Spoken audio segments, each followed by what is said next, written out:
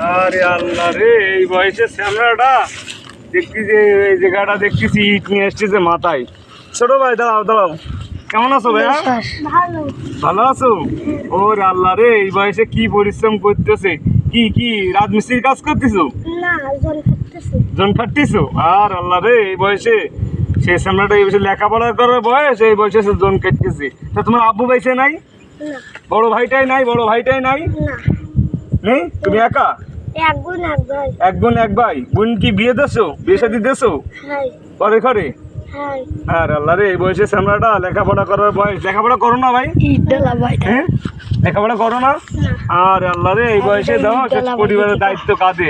আসলে পরিবারের দায়িত্ব তার কাঁধে, সেই মানুষটি বোঝে কতটা কষ্ট। ভাই তোমার কষ্ট আছে ভাই, ইটটা থেকে দাও, তোমার সাথে কি কথা কই ভাই। ওর আল্লাহ রে, এই বয়সে কি কষ্ট করতেছে ছেলেটা, দাও যে বয়সে লেখাপড়া করবে সেই বয়সে দাও এই পরিবারের দায়িত্ব নিচ্ছে। তোমার নাম কি ভাই? বোরহান।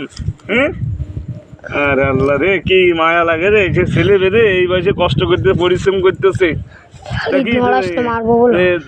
কাজ কাম এগুলো করবা না, লেখাপড়া করার চেষ্টা করবা, স্কুলে ভর্তি হবা, লেখাপড়া করবো তো। হ্যাঁ, লেখাপড়া করতে হবে। এই বয়সে তুমি এই যে ইটগুলো নিয়ে মাথায় নিয়ে যাচ্ছ, ই করতেছো, এ কত কষ্ট না পাগল। এই বয়সে কষ্ট করে তুমি লেখাপড়া করবা। তোমার আব্বু কয়? আব্বু বেঁচে নেই, মারা গেছে। আল্লাহ রে, পৃথিবীতে বাবু নামে বটগাছ ছায়া না থাকলে কি কষ্ট, পরিবারের দায়িত্ব।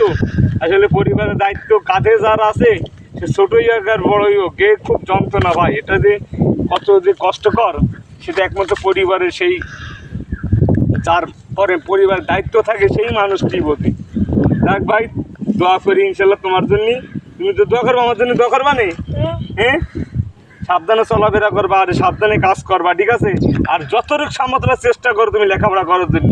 আর তো তোমার আমি যথেষ্টভাবে নিজের ব্যক্তিগতভাবে আমি চেষ্টা করব যে তোমাকে স্কুলে পড়ানোর জন্য, কিছু তোমার খরচ বহন করার জন্য, যেহেতু তোমার বাবা নেই।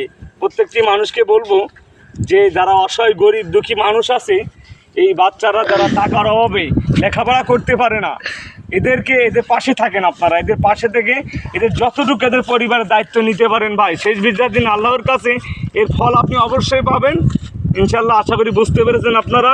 সবাই ভালো থাকবেন, সুস্থ থাকবেন। আল্লাহ হাফেজ।